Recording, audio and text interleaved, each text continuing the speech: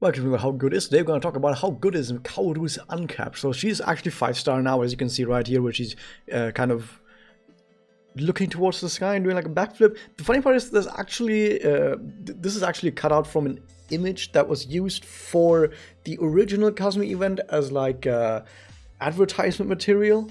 But in that image, she was the other way around. It's kind of weird. Anyway, the point is, she's mostly a charge character, and she has a charge SE draw. That is basically the only thing she's important.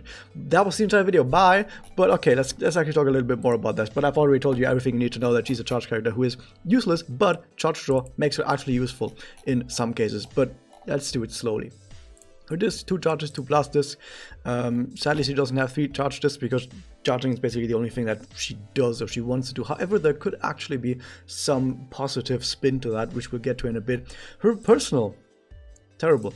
Her stats are not that great either, but I mean, she's not quite a welfare character. She is a low rarity character, but she is in a limited gacha, more specifically the Kazumi gacha. So you have to pick her up from the regular Kazumi gacha, not the Subaru Kazumi gacha. She's not in there. She's in the regular Kazumi gacha, the dark type Kazumi gacha.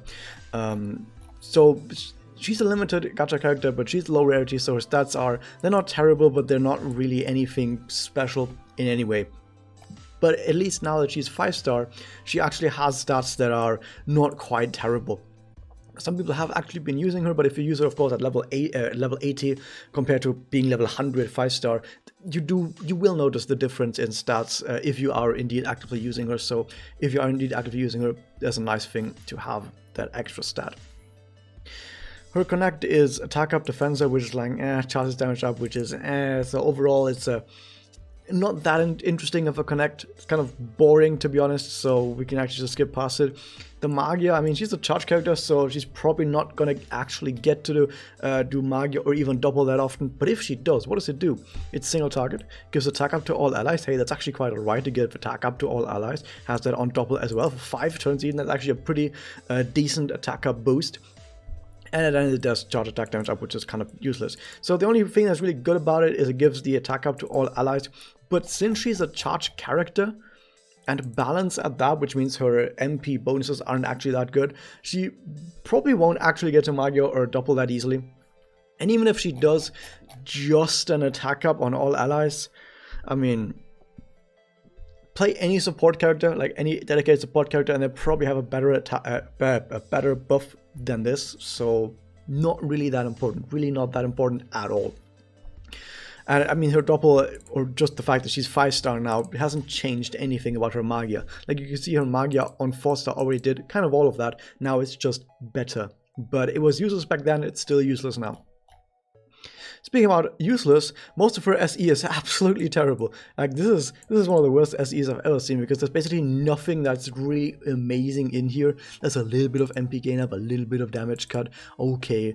And apart from that, it's just some charge bonuses, and that's about it. There's like nothing good in here. This entire SE is mostly inconsequential.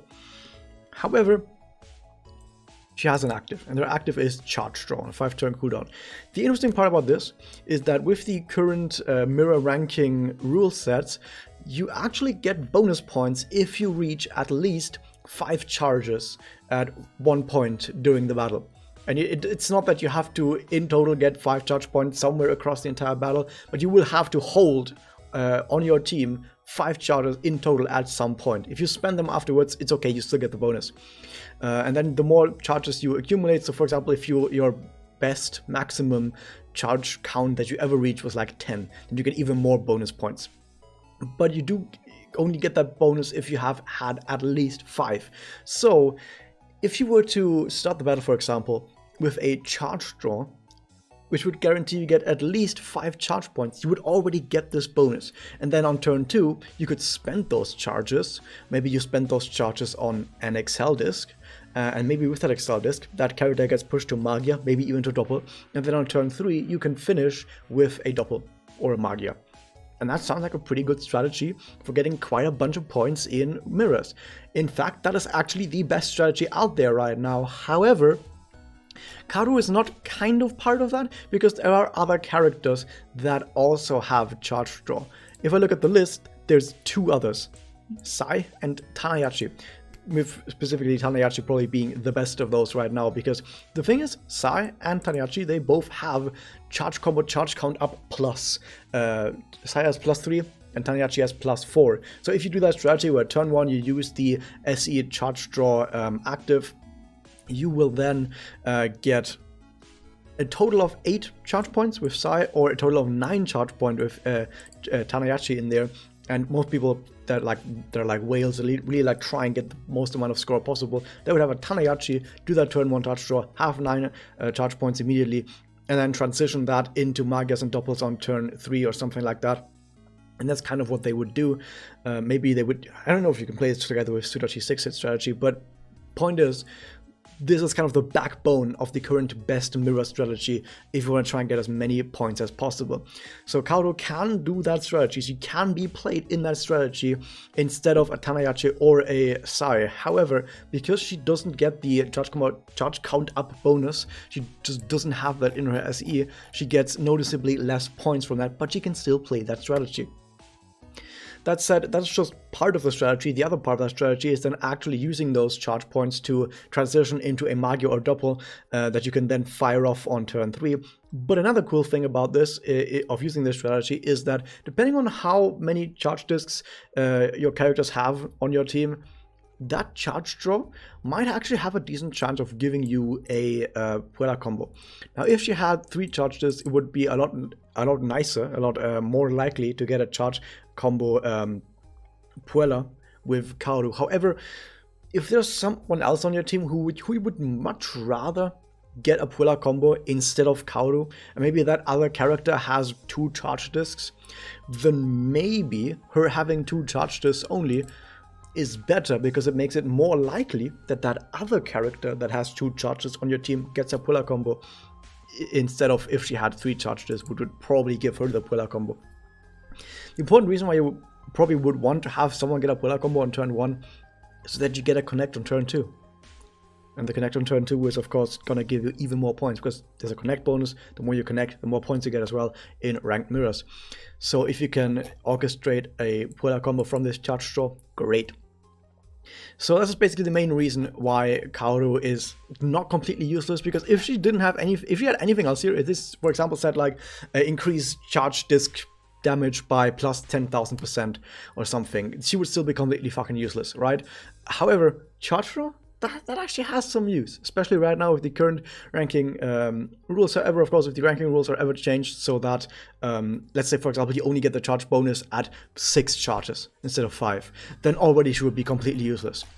Not completely, but mostly useless. You would have to play her together with some other charge character that has the charge bonus, or you would have to charge for an additional turn, which would suck even more, so no. But yeah, if you want to specifically use her for some ranked mirror strategy because you don't have any of those RT units and you really want to play that strategy, then she's kind of decent. Is she useful anywhere outside of that? God, no.